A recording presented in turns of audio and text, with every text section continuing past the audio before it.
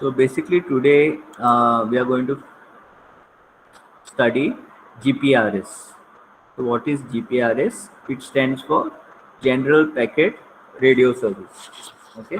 Now, like I told you in my previous videos when we were studying GSM, I said GSM represents your 2G networks. Okay. So for GSM to be fully 2G, okay, we needed GPRS to be integrated with GSM. Okay, then only we could call it as a fully 2G networks. Now, the difference between GSM and GPRS is, okay, please note that as we are studying this, you need to remember that GPRS is not completely new network architecture. Okay, it is based on the GSM architecture. So it uses some components of the GSM architecture, and it has added some new components. Okay, so we will see why those new components were needed. Okay, so basically that is why we are studying this topic, to understand what was lacking in GSM. We are not going into the details of any of these things that I'm mentioning. Okay, but we just need to know why GPRS was added to the GSM architecture. So GSM and GPRS and all these were part of your 2G networks. Okay, you need to remember that. So, so basically, when you use GPRS, okay, along with the GSM, it provides higher data rates. Okay, then you need to update the softwares in some of the components of GSM in order to use GPRS. Okay, then there was one version of before GPRS that was known as the HSCSD, okay, which was, the full form is high speed circuit switching data. So basically that was not so efficient, so they came up with GPRS. We did not need to know the details of this, so I'm not going to tell you more about it.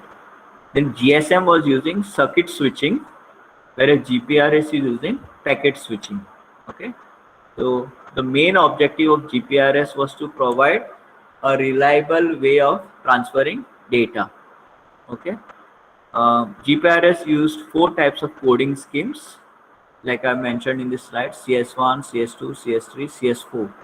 Again, you need not know any of this in detail. Okay, you just need to know the 4 types of coding schemes that are this. So the question now is, why did we come up with something known as GPRS? Okay, when we had GSM, why did we also add GPRS to the GSM networks? So there are two main reasons for that. Okay, one was GPRS simplifies internet access. Okay, and second was GPRS was billing the users based on the amount of data that is transmitted rather than the duration of the connection. The GSM was billing the users or the subscribers based on the duration of connection, whereas GPRS was billing the subscribers based on the amount of data transmitted. Okay. Now, if you, there's one more reason that is not mentioned in the slide. So GSM architecture could mainly deal with only voice. Okay, GSM architecture could mainly only transmit voice data.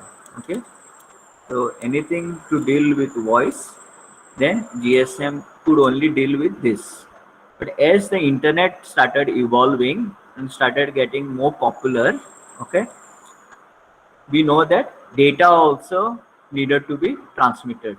Okay, so GPRS was basically developed to support voice plus data.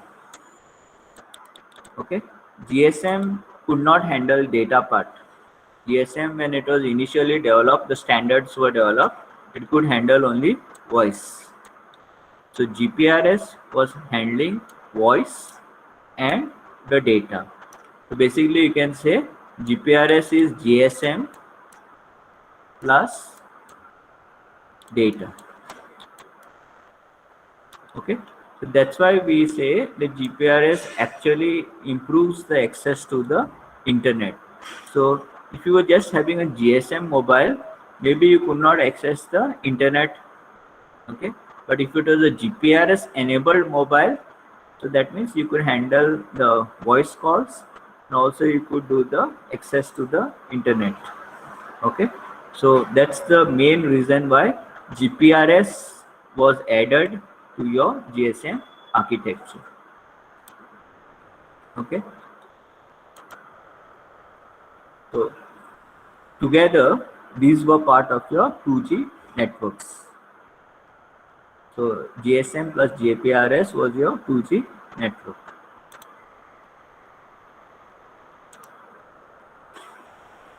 So basically GPRS provides two types of services: point to point service (PTP) and point to multi-point service (PTM). So PTP service is between two users and it can be connection oriented or connectionless. Okay. The PTM service, that is point to multi-point, is a service from one user to multiple users. Okay. Again, there are two types of PTM services. One is multicast PTM, where the data packets are broadcast in a certain area, and the other is the second one is a group call PTM, where the data packets are addressed to a group of users. Okay, so two types of PTM: multicast PTM. Second one is group call PTM. Now let's look at the GPRS architecture. So basically, as you can see here in the diagram, okay, let me refer to that GSM architecture diagram and tell you first before I show you this diagram. So basically what GPRS did was it added two new network elements. Okay, so like I told you previously, it used the existing GSM architecture. As you know, it's very costly to keep changing the equipment. So you cannot just directly change all the components when a new technology comes. Okay, so they try to use the previous technology as much as possible. So here also, when GPRS standard was developed, they tried to use the GSM architecture as much as possible. Okay, so what they used of the GSM architecture was, obviously this mobile could be enabled with some kind of software updates. Okay, were added to these components. So when we say we are reusing these components, some software updates had to be added to them. So the components that could be reused were the mobile station, the BTS, and the BSC. The rest of the components also remained in the network. It was not like they were discarded, but two new components were added by the GPRS. So if you look at a pure GPRS network, then it would have mobile station, BTS, and BSC. Now, after BSC, we would have the GPRS components. Okay, so it's like I'm repeating again. It's not like as if the other components of GSM were discarded. Okay, so there was only a voice call the MS was making, that is your mobile was making. And it could be routed like this from the mobile station to the BTS, BTS to the BSC to the MSC, and so on. But if it was voice or it was data connection, then GPRS components were used. So basically, it added two components. One was known as the SGSN.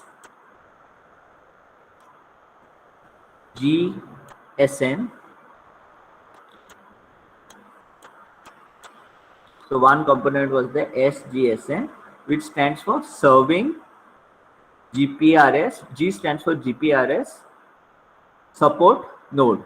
So serving GPRS support node. Okay, this was at the same level of the as the MSC. This node was added at the same level as the MSC.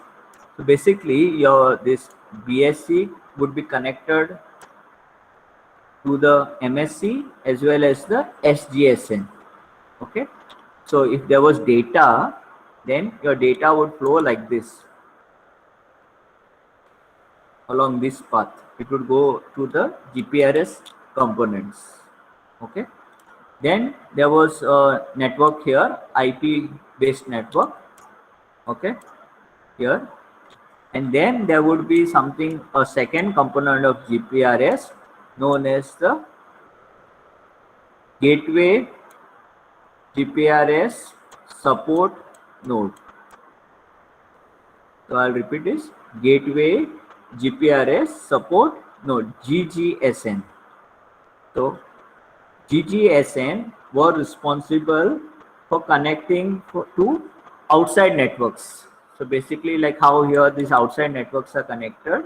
So like that, GGSN will be connected to outside public data networks or your packet data networks, external ones. Okay. So GGSN was basically connected to your outside external networks. So your data from the mobile would be flowing in this direction to the SGSN through this IP network to the GGSN and through the outside network. So this is the way you would be accessing your internet. Okay. If there was a simple voice call, then the voice call could be routed from the BSC to the MSC, and from the MSC it would be routed to the external networks. But if there was data, then the data would be through the SGSN to the GGSN. So these components here of the GSM were reused in the GPRS network. Okay, so please remember that. So let me go over to that diagram here. So as you can see here, the same thing has been shown to you. Okay, so here you can see the components that are reused here have been shown. So here MS and then the BSS. So BSS contains your BTS and your BSC. Okay, both these components are shown here. BSS contains both of them, BTS and your BSC. Okay, if it is a GPRS network, then it will be connected to the SGSN. So basically SGSN is supporting the MS and it is connected to the BSC here. Like I told you, your this here is having two things, BTS, which is your tower, and your BSC. The SGN are connected to the BSC. Okay, SGN is at the same level as the MSC. You need to remember that it's at the same hierarchy. They are at the same level. Okay.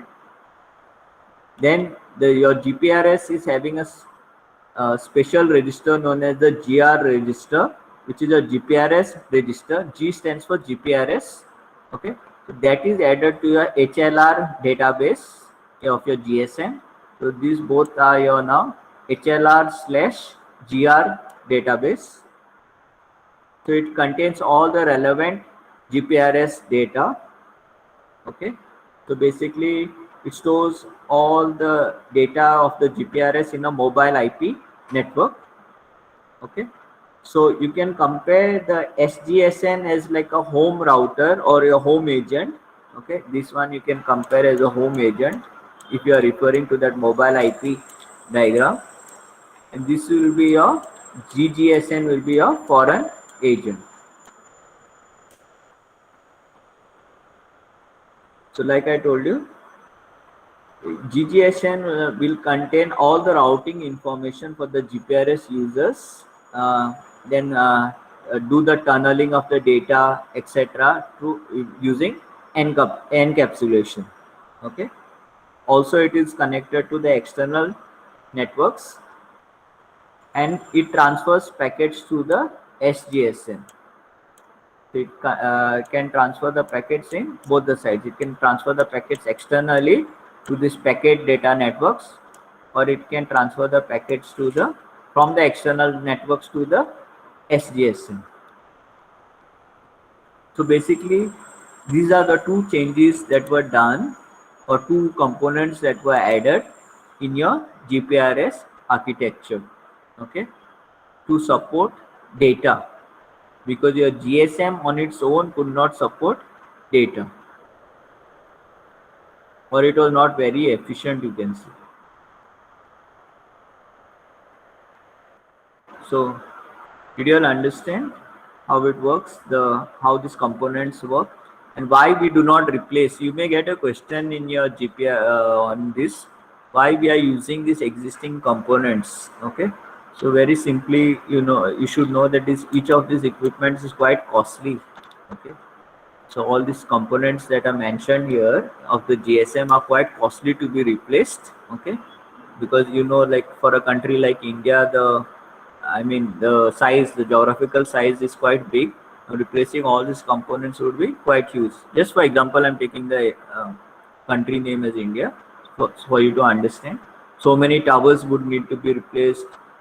So many BSs would need to be replaced. Okay, so that is not possible. Okay, so they reuse some of these components, added two new components, and then enabled people to access the internet easily. Any questions on this?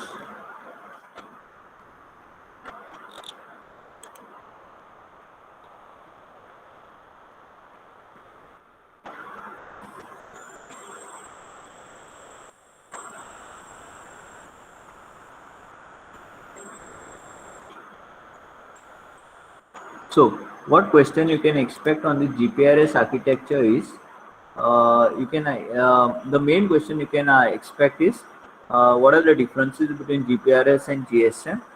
Okay. The second question you can expect is, explain the GPRS architecture with the help of a diagram. Okay. So you need to draw this diagram and then explain about these two components, SGSN and GGSN.